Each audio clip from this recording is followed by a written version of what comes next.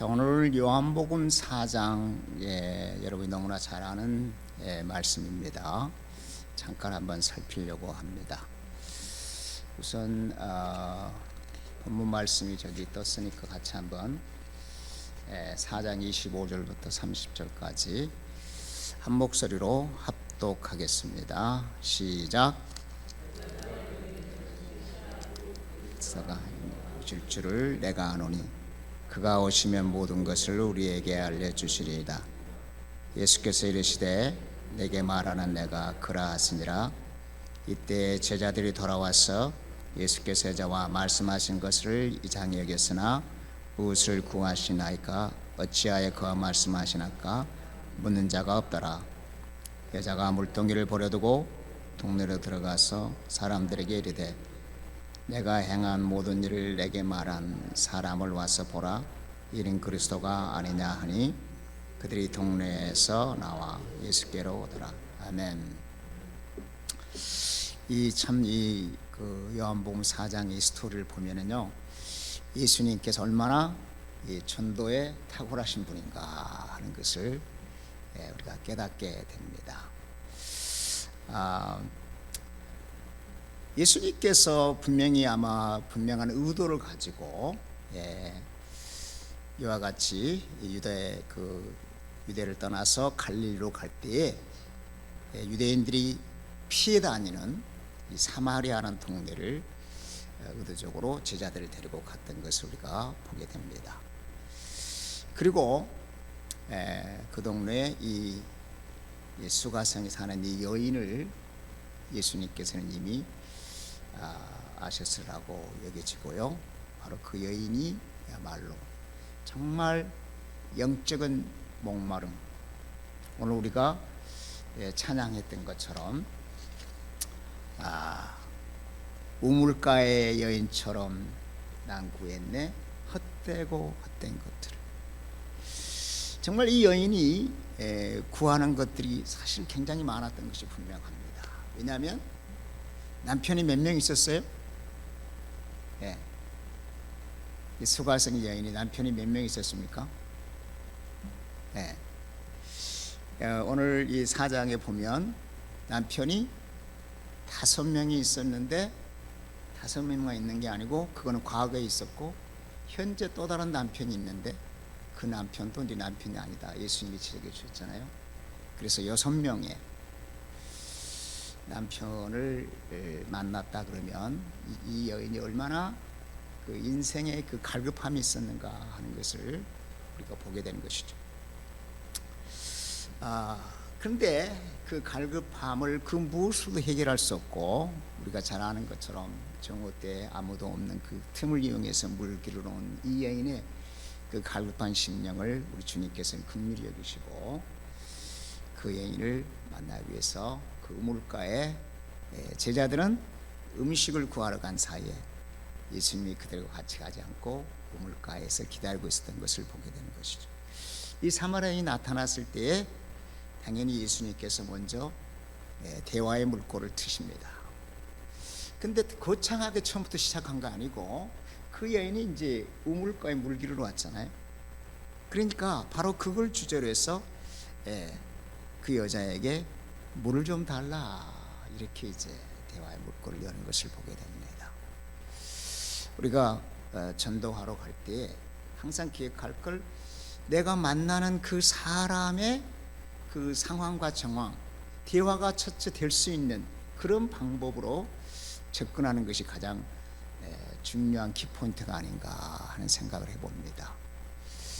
다짜고짜 예수님께서 뒤에 나오는 예배에 대해서 또 구원에 대해서 생수에 대해서 얘기한 게 아니고 그가 물을 길러 온 그 우물가에 살 수 있는 너무나 자연스러운 그 상황과 환경에 따라서 자연스러운 대화로 시작하는 것을 우리가 보게 되는 것입니다. 제가 이제 기억나는 것은 어머니 소개에서 북한 성도 세 사람을 제가 영앤핀치에서 만난 적이 있었습니다. 그래서 이제 점심 때쯤 만나게 했는데 저는 이제 처음 뵈는 분들이에요.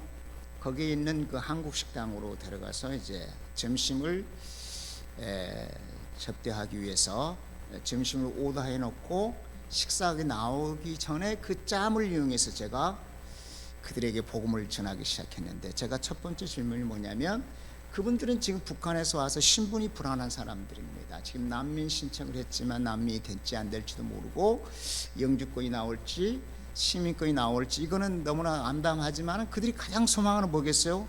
이곳에 생명을 무릅쓰고 오고 여러 가지 환경을 그 어려운 환경을 정말 뛰어넘어서 이곳에 왔을 때는 이곳에서 좀 행복하게 편하게 살 수 있는 길이 없을까라고 하는 기대치가 있는 것이 분명합니다. 그래서 제가 첫 번째 질문한 게 뭐냐면, 여러분들 가장 이 카나다에 지금 오셨는데 가장 원하는 소원이 뭡니까? 이제 뭐뭐 하더라고요.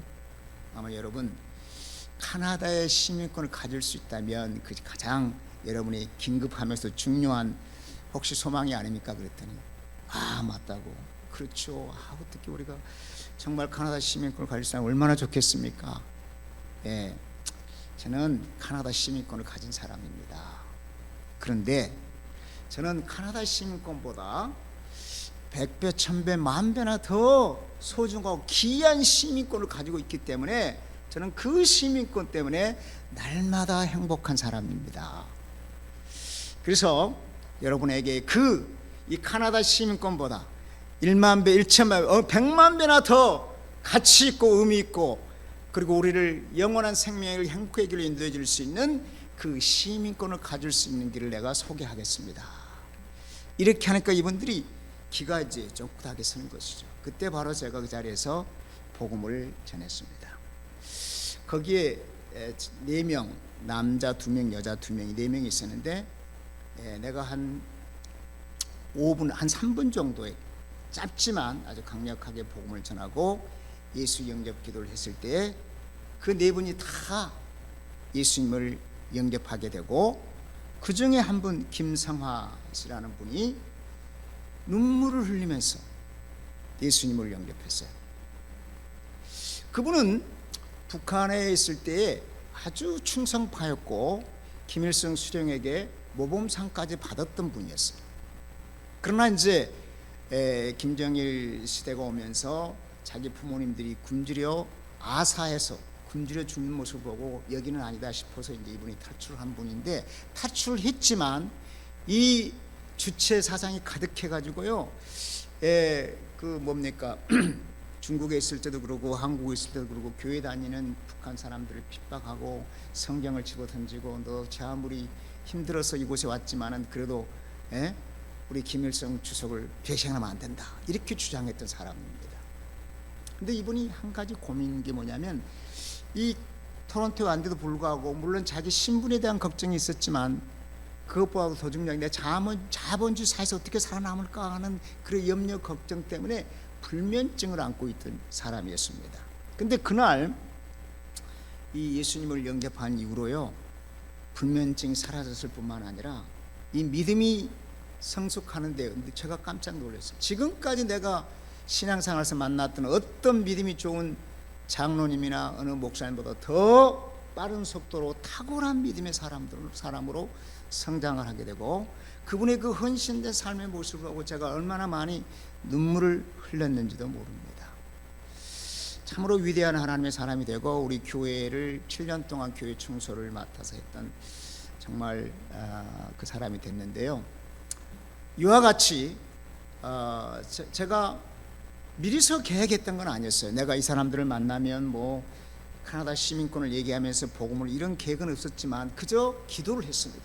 하나님, 오늘 저분들을 만나게 되는데 반드시 복음을 전해서 저분들이 구원받게 해달라는 기도를 했는데, 식사를 하고 나니까 성령께서 이제 그 아이디어를 주신 겁니다. 그분들이 가장 관심 있는 게 뭐겠는가?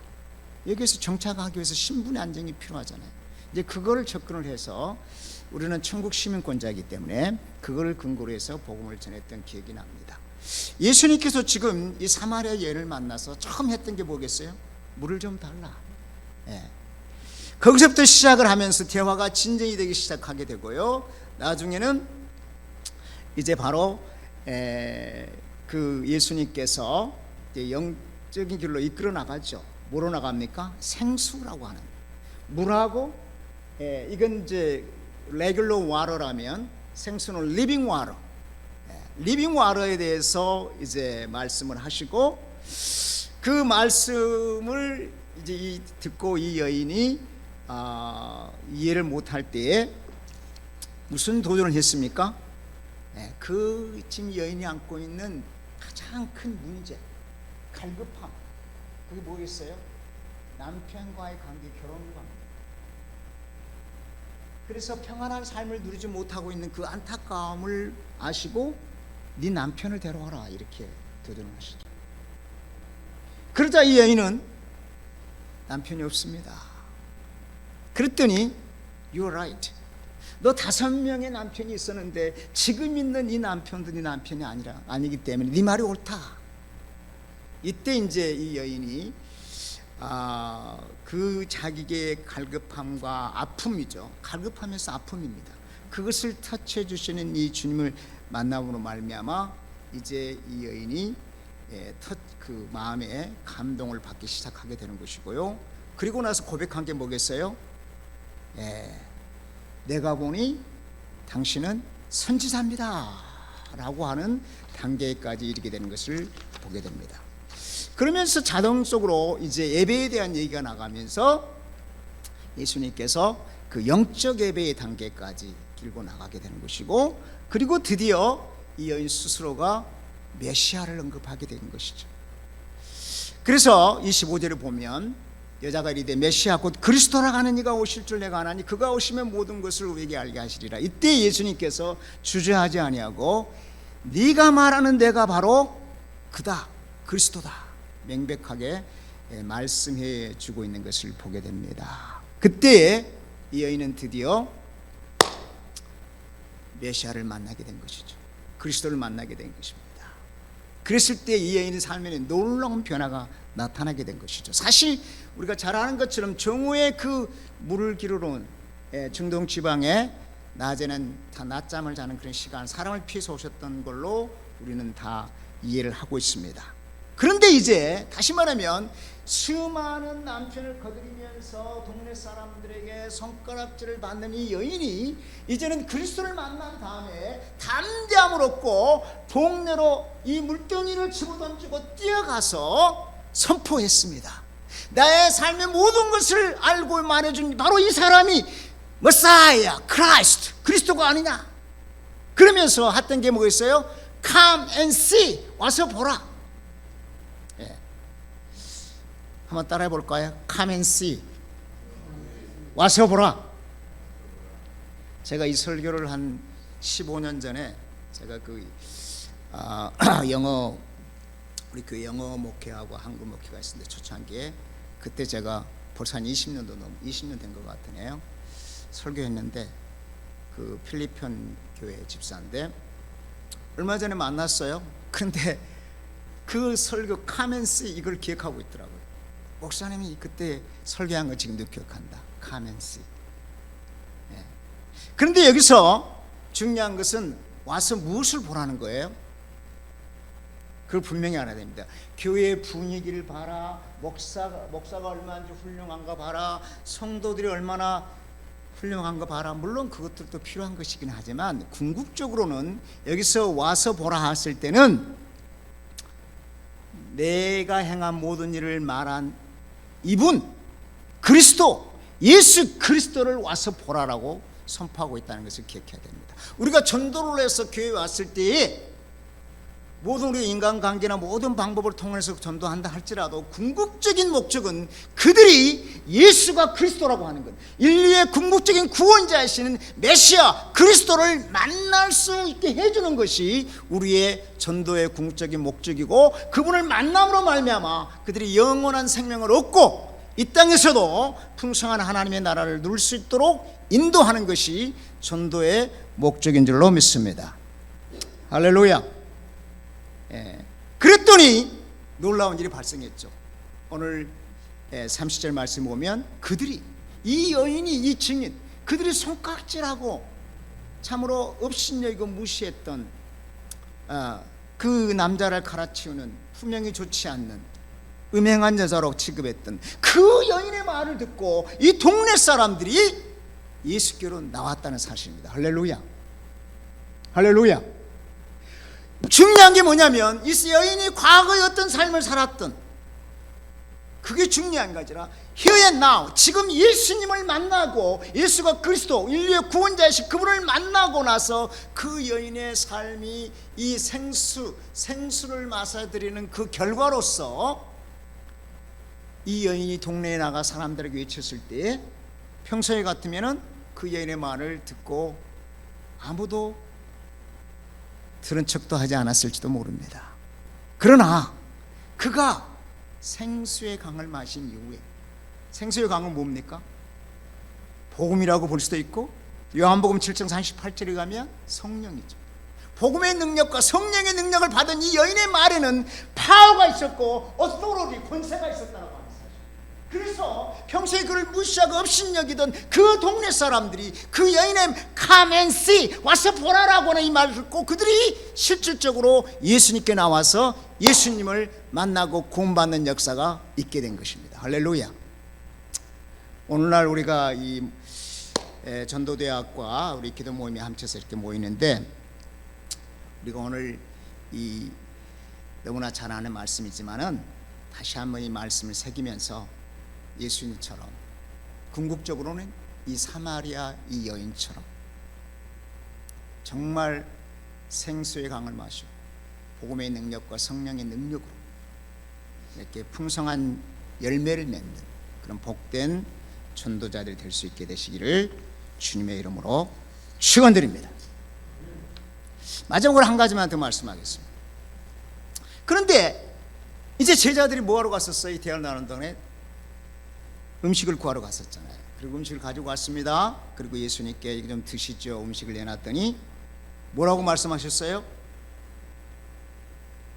예수님께서 이렇게 했어요. 내게는 너희가 알지 못하는 먹을 양식이 있다. 예수님의 양식이 무엇인가? 우리가 spiritual food, 영적 양식 그러면 하나님의 말씀, 마태복음 4장 4절 말씀처럼. 그런데 저기서 예수님께서는 단순히 하나님의 말씀이라고 하지 않았고요, 좀 더 구체적으로 말씀하고 있습니다. 그래서 오늘 33절이죠. 나의 양식은 나를 보내신 이의 뜻을 행하며 그의 일을 온전히 이루는 이것이다 라고 선포했습니다. 예수님의 양식은 나를 보내신 누굽니까? 하늘 아버지의 뜻을 행하는 것. 저와 여러분의 양식도 우리를 불러주신 하나님의 뜻을 행하는 것이 되어야 될 줄로 믿습니다. 더 나아가서 그 일을 온전히 이루는 것이다. 온전히 이루는 건 뭡니까? 구원을 성취하는 것을 의미하는 것이고, 이것은 결국 요한복음 19장 37절에 보면 예수님께서 십자가에서 운명하기 바로 직전에 테텔레스타이라고 내가 다 이루었다라고 선포하신 그 단어가 똑같은 단어를 쓰고 있습니다. 오늘은 텔레오라고 하는 단어고, 온전히 이루다, 끝마치다, 수행하다, 완성하다, 지불하다라는 뜻이 있는 걸 알죠? 상업용어로서 빚을 다 갚았을 때 테텔레스타이, 다 지불되었다라고 하는 그 도장을 찍었던 것으로는 알고 있는 것처럼, 궁극적으로 예수님의 양식이 하나님의 뜻을 이루는, 하나님 뜻은 뭐였습니까? 바로 35절에서 무엇인지를 얘기해 주고 있습니다. 너희는 넉 달이 지나야 추수할 때를 이겠다 하지 아니하느냐. 그러나 나는 너희에게 이르노니 너희 눈을 들어 밭을 보라. 희어져 추수하게 되었도다. 영혼을 추수하는 것, 전도하는 것이 하나님의 뜻을 이루는 것이라고 예수님이 명백하게 오늘 본문에서 밝혀주고 있습니다. 더 나아가서 그 복음을 전함으로 말미암아 테텔레스타이, 그 복음을 받은 사람들이 구원을 성취하도록 예수님께서는 십자가에서 보혈을 흘리고 돌아가시고, 그리고 나서 테텔레스타이는 It has been paid, 모든 것이 다, 죄값이 다 지불되어졌다라고는 선포했지 않습니까? 그래서 저와 여러분의 영적 양식도 하나님의 말씀을 단순히 먹는 것 차원을 뛰어넘어서 하나님의 뜻을 따라 이 밭이 휘어져 있는 추수할 일꾼이 없는 이때에 우리가 추수 일꾼으로서 복음의 사명을 감당하고 그리고 그들이 다 구원받아 천국 백성이 될 수 있는 일에 존귀하게 쓰임받는 저와 여러분이 되기를 간절히 축원합니다. 할렐루야. 기도하겠습니다. 오늘 말씀을 기억하면서 정말 이 마지막 때에 예수님처럼 또 그리스도를 만난 이 수가 여성처럼 정말 능력 있고 권세 있는 복음을 전하여 풍성한 전도의 열매가 맺혀지는 저와 여러분이 되기 위해서 간절히 기도할 때 우리를 복음의 능력으로 성령의 능력으로 충만하게 만들어 주시도록 주의 이름을 선창하고 간절히 기도하겠습니다. 이 시간에 다시 한번 기도하기를 원하는 것은 참으로 여러 가지 이 상황이 좋지 않습니다. 우리가 살고 있는 지금 이 시대는 팬데믹이 계속 지속되고 있고 러시아 우크라이나 전쟁으로 인한 여파 등으로 인플레이션을 비롯해서 여러 가지 경제적인 문제가 있고 사람들의 마음은 더 강팍해지고 마음은 닫아있습니다. 저들에게 우리가 어떻게 복음을 전해서 그들을 하나님의 나라로 인도할 수 있을 것인가, 이것은 저와 여러분이 당면한 과제이면서 미션, 사명입니다. 이 사명을 우리 힘으로는 감당할 수 없는 것을 깨닫습니다. 예수가 여인이 이 예수 그리스도를 만난 다음에 그가 이와 같이 생수를 마시고 능력과 권세를 받았을 때 그 열매가 맺어진 줄로 믿습니다.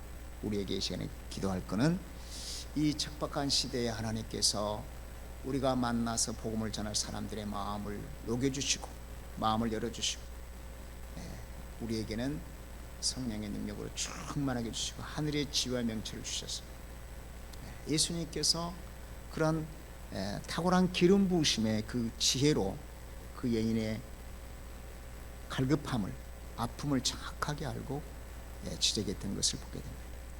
제가 얼마 전에 센터포인트에서 한번 전도할 때 어느 여성을 만났어요. 처음 만난 분입니다. 근데 대화를 좀 나누다 보니까 이분이 전에를 교회에 다니다가 지금 교회로 쉬고 있는 것을 성령께서 저에게 이렇게 가르쳐 주셨어요. 그래서 내가 그 얘기를 했습니다. 전에는 신앙생활 했는데 지금은 쉬고 계시네요. 그랬더니 아니 어떻게 하셨어요?